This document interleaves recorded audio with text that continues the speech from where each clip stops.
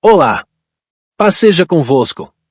Ao longo do nosso tempo juntos, exploraremos a forma como a Bíblia hebraica apresenta o ser humano, o pecado e o problema do mal, com o objetivo de construir uma compreensão mais sólida e coerente de sua mensagem. O Antigo Testamento é a base da nossa fé. No entanto, sua complexidade e, às vezes, sua aparente contradição podem gerar muitas perguntas. Como conciliar a noção de que Deus é bom com passagens que parecem atribuir a ele a causa do mal? Como entender a natureza do pecado de forma que vá além de uma simples transgressão, considerando sua profundidade e impacto no ser humano? E, mais importante, como a progressiva revelação de Deus nos ajuda a enxergar esses temas com a clareza que o Novo Testamento nos oferece? O nosso objetivo não é simplesmente listar fatos, mas sim armar vocês com ferramentas hermenêuticas para interpretar o texto bíblico de forma mais eficaz. Aprenderemos a ver o Antigo Testamento como uma revelação em progresso, um alicerce que nos prepara para a plenitude da revelação em Jesus Cristo. Vamos explorar conceitos como a unidade do ser humano, a natureza do pecado e a batalha espiritual, analisando as palavras hebraicas e as progressões de ideias apresentadas nos textos. Ao final, teremos uma visão mais holística e menos fragmentada da teologia veterotestamentária. Este é um convite para um estudo aprofundado, para questionar o que pode parecer contraditório à primeira vista e, acima de tudo, para fortalecer a nossa fé na consistência e na perfeição da Palavra de Deus. Vamos começar.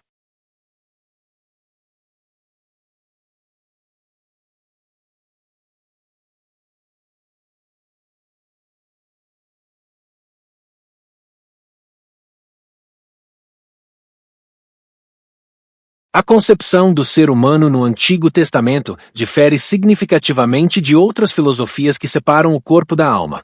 Em vez de uma visão dicotômica ou tricotômica, a Bíblia hebraica apresenta o homem como um ser unitário. Essa perspectiva considera o indivíduo como um todo indivisível, onde o físico, o psicológico e o espiritual estão intrinsecamente conectados. Nessa visão, o corpo não é inferior ou secundário, mas uma parte essencial da identidade humana. O texto de H. W. Wolff ilustra isso ao explicar que a palavra carne, basar, não se limita ao aspecto físico, mas engloba também os aspectos psicológicos e espirituais. Da mesma forma, as palavras hebraicas que muitas vezes traduzimos de forma isolada, como alma e espírito, na verdade se referem a aspectos da totalidade do ser. O termo nefesh, por exemplo, que é traduzido como alma, significa literalmente ser vivente e se refere à pessoa como um todo. Não é uma entidade que pode existir separadamente do corpo.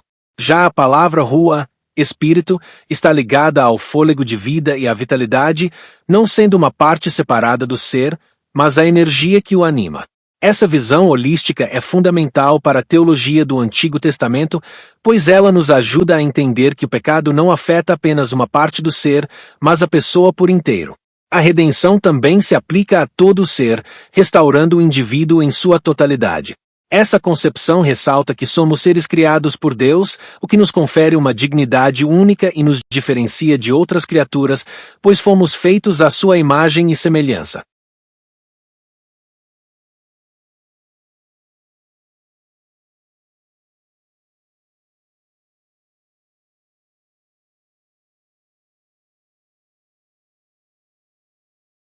O conceito do imago Dei é uma das pedras angulares para a compreensão da natureza humana. Conforme a expressão em Gênesis 1 versículos 26 e 27, a humanidade foi criada para refletir a glória e a natureza de Deus. A imagem de Deus não é uma característica única, mas um conjunto de atributos que nos distinguem das demais criaturas. O texto detalha os diversos aspectos dessa imagem. Temos aspectos morais, pois fomos criados sem pecado. Racionais, pois somos capazes de pensar e raciocinar. Relacionais, pois fomos criados para nos relacionarmos com Deus e com o próximo, e até mesmo físicos, pois nosso corpo é uma expressão da divindade, capaz de interagir com o mundo criado. Essa imagem de Deus é o que nos dá nossa dignidade, valor e propósito. No entanto, mesmo com a queda, essa imagem-semelhança não foi totalmente perdida, mas apenas corrompida. O pecado manchou a nossa capacidade de refletir perfeitamente a Deus, mas não a eliminou por completo. A boa notícia do Evangelho é que a redenção em Jesus Cristo, a verdadeira imagem de Deus, busca restaurar essa imagem em nós. Como vemos em Colossenses 1.15 e 2 Coríntios 3.18, somos transformados à imagem de Cristo, que é a plena revelação do Imago Dei. Essa restauração não é apenas para a vida após a morte, mas começa aqui e agora, nos capacitando a viver de forma que reflita a glória do nosso Criador. O Antigo Testamento não se dedica a uma discussão abstrata sobre a origem do mal, mas se concentra em mostrar suas consequências na vida humana. A compreensão do pecado se desenvolve de uma noção inicial de ofensa para algo muito mais profundo, uma transgressão grave da lei divina. A essência do pecado é, na verdade, a rebeldia contra Deus e a violação da comunhão com Ele. A teologia veterotestamentária entende o pecado não apenas como uma ação isolada, mas como um estado de pecaminosidade que permeia todos os aspectos do ser humano, o físico, o social e o psicológico. Essa visão é holística. Os profetas, como Jeremias, enfatizam que o problema não está somente nas ações externas, mas na natureza corrompida da pessoa. Eles enxergam o pecado como um hábito enraizado, algo que se manifesta por meio de atitudes como rebeldia, orgulho e egoísmo. Essa ênfase na natureza pecaminosa, e não apenas em atos isolados, mostra que o problema é profundo e intrínseco. O pecado não é um acidente, mas o resultado de um coração inclinado ao mal. É por isso que, mesmo quando a pessoa se arrepende de um ato, a inclinação para pecar ainda permanece. A narrativa do Antigo Testamento nos leva a perceber que a solução para o pecado não pode ser apenas externa ou ritualística, mas exige uma transformação radical do coração humano.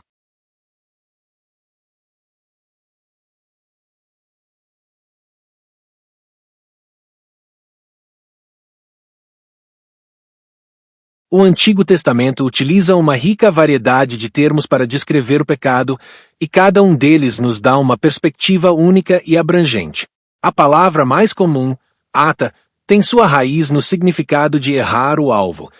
É um conceito direto: o ser humano se desvia do caminho estabelecido por Deus. O pecado não é o caminho correto, mas uma falha em atingir o padrão divino.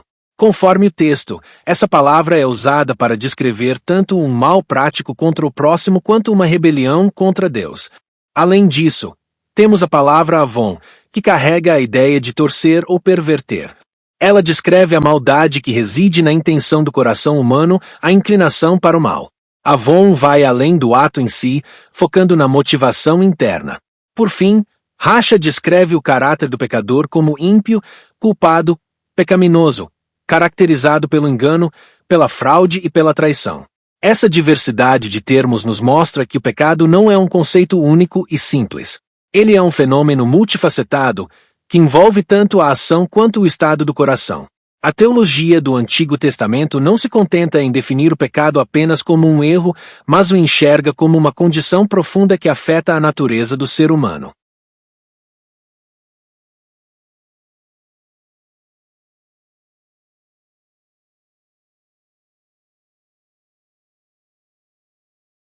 A palavra pacha é particularmente poderosa, pois descreve o pecado não como um erro acidental, mas como uma revolta intencional contra a vontade de Deus. Ela se refere a um ato de insurreição, uma quebra deliberada da aliança e da comunhão com o Senhor. O exemplo de Davi, que se rebelou contra Deus, ilustra bem essa ideia de transgressão consciente. A palavra destaca a seriedade do pecado como um ato de traição. Outro termo significativo é kashi, traduzido como cerviz dura. Essa expressão é frequentemente usada para descrever a teimosia do povo de Israel, que se recusava a obedecer a Deus. Essa obstinação é vista como uma forma profunda de pecado, um endurecimento do coração que impede a pessoa de se submeter à vontade divina. Não é apenas uma desobediência pontual, mas uma atitude arraigada de resistência. Por fim, a palavra Hamas, que significa violência, revela o resultado prático e destrutivo do pecado no mundo. O profeta Miqueias usa essa palavra para descrever uma cidade cheia de violência, mostrando que a rebelião espiritual do coração se manifesta em ações concretas de maldade contra o próximo. Juntos, esses termos pintam um quadro abrangente do pecado. Ele não é um conceito simples, mas um problema que afeta o indivíduo, a comunidade e a relação com Deus, manifestando-se como rebelião, obstinação e violência.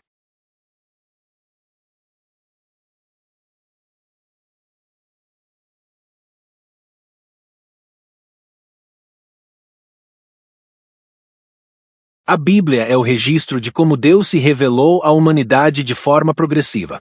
Esse processo não ocorreu de uma vez, mas de maneira gradual, ao longo do tempo. O teólogo B.H. Carroll descreve essa revelação progressiva em dois aspectos principais: o acréscimo de novas verdades e o aprofundamento de doutrinas já existentes. Isso significa que certas verdades que eram apenas sementes no Antigo Testamento encontraram sua plena expressão no Novo Testamento. Por exemplo, a doutrina da vida após a morte não é totalmente clara na Bíblia hebraica, mas é plenamente desenvolvida no Novo Testamento. De forma semelhante, o conceito de inferno não é abordado de maneira clara no Antigo Testamento, mas se torna uma doutrina bem definida no Novo. Essa abordagem é crucial para nossa compreensão, pois explica por que alguns conceitos parecem menos nítidos no Antigo Testamento. Se não considerarmos a revelação como um processo progressivo, podemos cometer o erro de interpretar o texto de forma isolada, sem o benefício da clareza que o Novo Testamento oferece. A revelação é como a luz da manhã. Ela começa com um brilho suave e se torna mais clara e brilhante à medida que o dia avança. Essa progressão nos mostra a sabedoria de Deus em nos guiar gradualmente para a verdade completa em Cristo. A revelação de Deus atinge seu ponto culminante na pessoa de Jesus Cristo. O Novo Testamento não é um conjunto de escritos que contradiz o Antigo, mas sim a chave hermenêutica que nos permite compreendê-lo em sua totalidade. O livro de Hebreus é um exemplo claro dessa relação, pois interpreta a lei, o sacerdócio e os sacrifícios do Antigo Testamento à luz da obra redentora de Cristo. Como bem afirma no texto, o Novo Testamento está contido no Velho e o Velho está desdobrado no Novo. Verdades que estavam escondidas ou apenas sugeridas no Antigo Testamento, como a ressurreição dos mortos, ganham plena luz com a ressurreição de Jesus. A morte e a vitória de Cristo sobre ela oferecem a certeza e a esperança que eram apenas sombras no passado. Além disso, o entendimento sobre o problema do mal também evolui. Se no Antigo Testamento a responsabilidade pelo mal era por vezes atribuída a Deus ou a espíritos malignos de forma menos definida, no Novo Testamento a origem do mal é claramente identificada em Satanás, um ser maligno que se opõe a Deus e à humanidade. Essa revelação mais clara nos ajuda a entender que a luta espiritual é real e tem um adversário definido. A vinda de Jesus não apenas nos salva do pecado, mas também derrota o arqui-inimigo da nossa fé.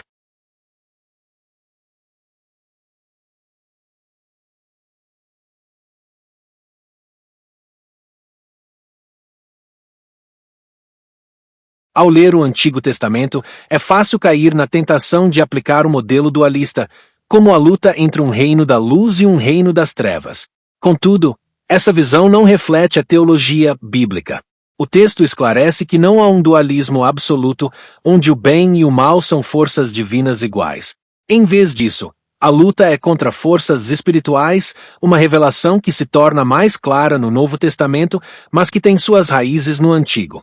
O problema não está na existência de duas divindades opostas, mas na rebelião humana e espiritual. A soberania de Deus é completa, e ele não pode ser a fonte do mal moral. A passagem de Isaías 45.7, eu formo a luz e crio as trevas, faço a paz e crio o mal, não significa que Deus é o autor do pecado.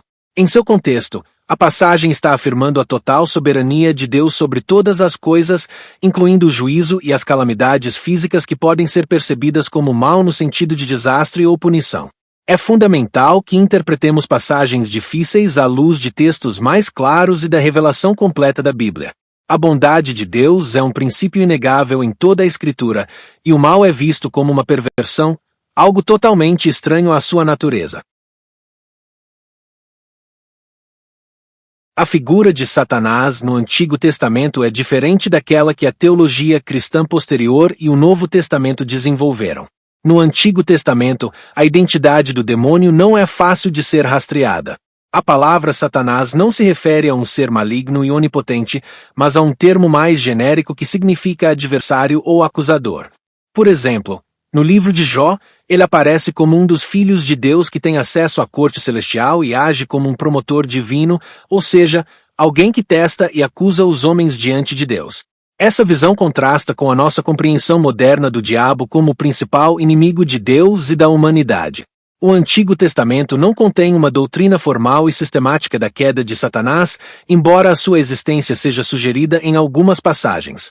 Isso demonstra a natureza progressiva da revelação. O entendimento sobre o problema do mal e seus agentes evolui ao longo da história da salvação, tornando-se mais claro no Novo Testamento. A falta de detalhes sobre Satanás no Antigo Testamento não significa que a figura não existia, mas que a revelação de Deus estava em andamento. Essa progressão nos ajuda a entender por que a batalha espiritual é apresentada de forma mais explícita no Novo Testamento, com Jesus enfrentando diretamente os demônios e revelando a verdadeira natureza do adversário.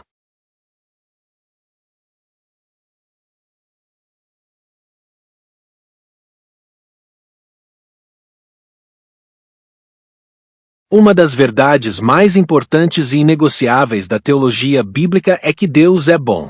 Essa bondade é um atributo fundamental de sua natureza, afirmado e reafirmado em toda a Escritura. O autor de Gênesis, por exemplo, destaca a perfeição da criação ao repetir 7 vezes a frase "e viu Deus que isso era bom", o que estabelece um padrão. Tudo o que emana de Deus é, por natureza, bom e perfeito. O mal, portanto, é algo totalmente estranho à essência divina. Ele não é uma substância ou uma criação de Deus, mas a privação do ser, a ausência da luz de Deus. Essa ideia, defendida por Agostinho, nos ajuda a entender que o mal é uma corrupção, uma distorção do que deveria ser bom. A Bíblia não pode ser distorcida para sugerir que Deus criou Satanás como um ser maligno. Ele foi criado como um anjo perfeito, mas se rebelou por causa de seu próprio orgulho e rebelião, e assim se tornou o que é. A citação de 1 João 1,5, Deus é luz, nele não há treva alguma, reforça a verdade de que a maldade não tem origem em Deus, mas é o resultado da livre escolha e rebelião de suas criaturas. A bondade de Deus é a base de nossa fé e a garantia de que o bem triunfará sobre o mal.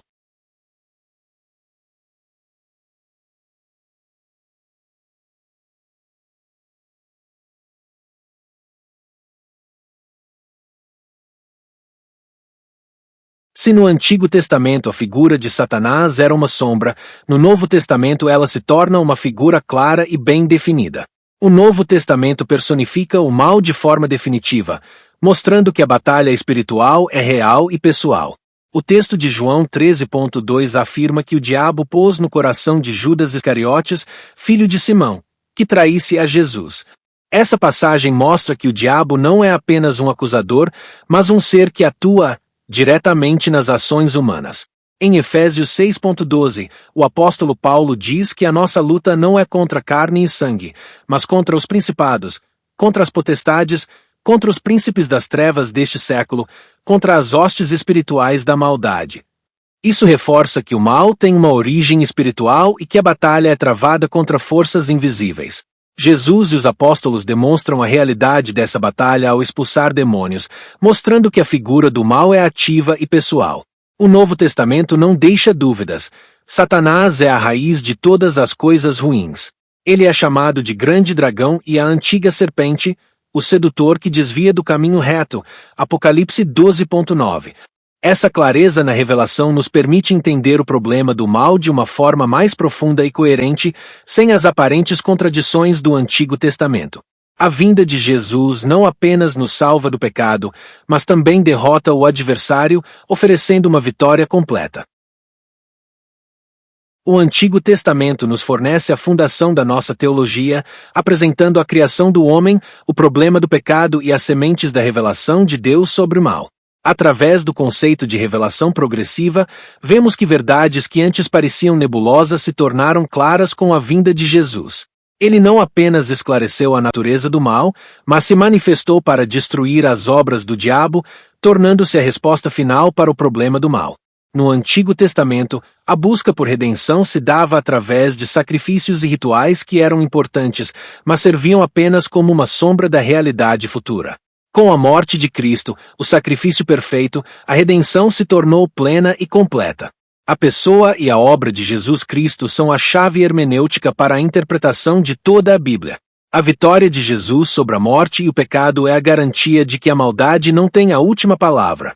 Ele se manifestou para nos dar vida em abundância.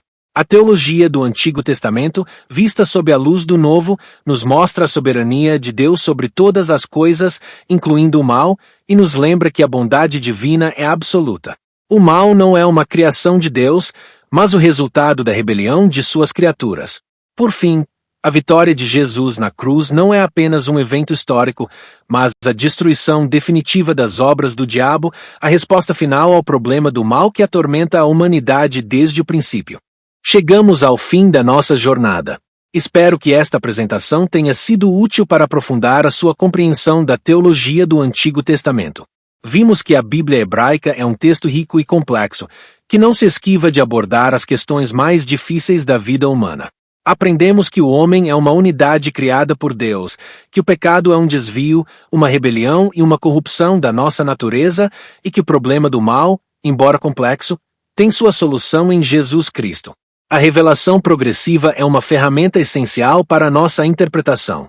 Ela nos permite ver que Deus revelou sua verdade de forma gradual, preparando a humanidade para a plenitude da verdade em seu Filho. Portanto, quando nos depararmos com textos difíceis no Antigo Testamento, podemos interpretá-los à luz de textos mais claros do Novo Testamento, sabendo que Jesus é o ápice da revelação divina. A teologia do Antigo Testamento não é um livro de mistérios insolúveis, mas um alicerce sólido sobre o qual toda a nossa fé se baseia. Ela nos mostra a soberania de Deus sobre todas as coisas, incluindo o mal, e nos lembra que a bondade divina é absoluta.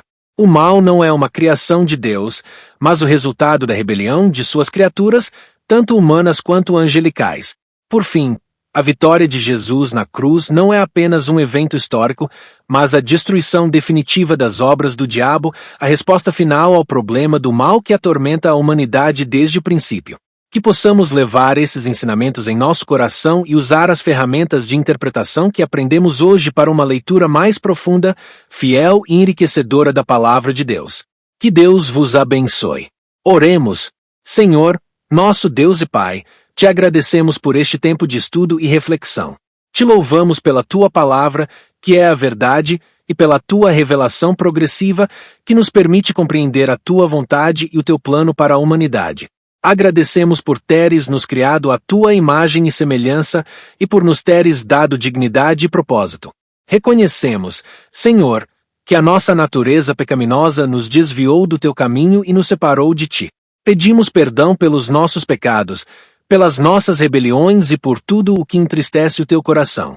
Te agradecemos por teres enviado Jesus Cristo, que se manifestou para destruir as obras do diabo e nos resgatar da condenação do pecado. Oramos, Senhor, para que a tua palavra seja lâmpada para os nossos pés e luz para o nosso caminho. Ajuda-nos a viver em santidade, a fugir de toda a forma de mal e a buscar a tua presença em nossas vidas. Capacita-nos, com o teu Espírito Santo, a viver uma vida que te honre e glorifique. Que a verdade que aprendemos hoje fortaleça a nossa fé e nos dê a certeza de que a vitória sobre o mal já foi conquistada na cruz. E que, em tudo, o teu nome seja glorificado, em nome de Jesus Cristo. Amém.